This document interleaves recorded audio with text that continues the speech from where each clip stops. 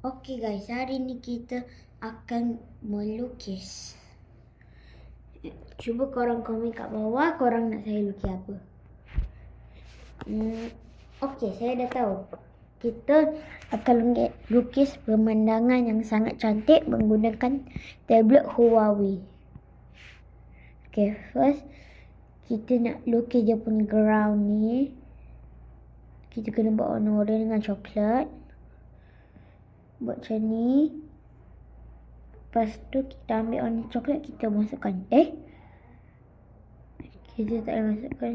Okey. Lepas tu kita nak lukis matahari. Tukar pensel kita menjadi kuning. Macam ni. Lepas tu tambah juga hitam untuk burung dia. Okey. Lepas tu korang buat jadi warna biru. Buat awan. Korang buat awan banyak-banyak sikit. Lepas tu ambil warna merah.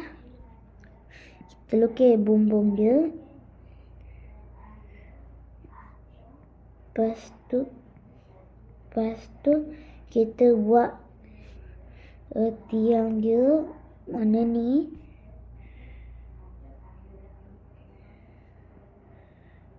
Okey. Lepas tu kita lukis ke tepi. Kita lukis sini. Lepas tu ambil lagi warna merah. Kita buat macam ni. Okey, korang lukis macam ni. Tak kisahlah korang nak mana. Korang boleh lukis macam ni juga. Okey, kita skip terus. Kita buat ni dulu. Lepas tu baru kita tukar colour warna tadi untuk buat macam ni. Lepas tu korang tambah warna coklat. Korang tambah lukis. Lepas tu ambil warna hitam. Kita buat garisan. Lepas tu kita ambil warna biru. Kita lukis tingkap.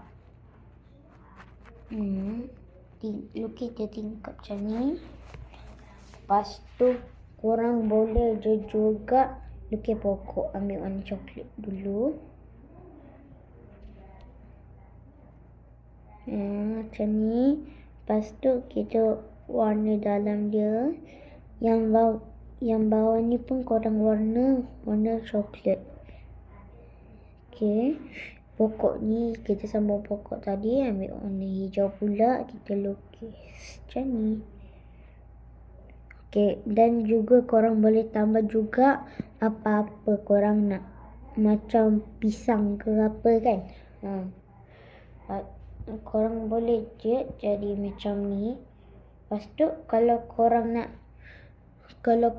tambah lagi cantik, kita boleh je lukis basikal dekat sini. Tengok. Macam ni. Okey, lepas tu lukis macam ni. Yang basikal ni korang boleh, kalau nak cantik, korang boleh guna warna ni,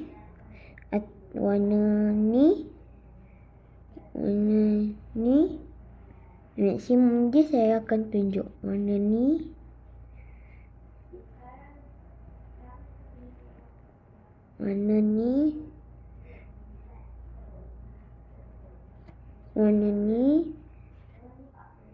dan terakhir warna ini. Korang boleh guna mana-mana dari ni.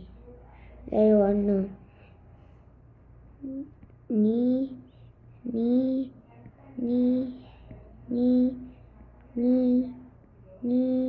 dan ni. Okey. Kalau cantik lah. Lepas tu sebelah ni kita boleh je tambah. Korang nak tambah apa? Okey, kita boleh tambah lukis manusia. Okey, warna ni buat macam ni. Okey. Okey, kita warna. Okey, korang lukis macam ni. Korang lukis telinga. Korang lukis lagi telinga. Lepas tu korang ambil je rambut.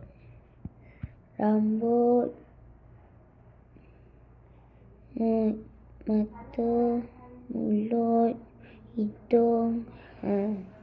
Badan dia kita tak penat. Dah. Okay, so kita punya video kali ni short film je sebab kita dah penat. Dalam masa akan datang saya akan buat konten-konten yang baru lagi. Sila like, subscribe to our channel.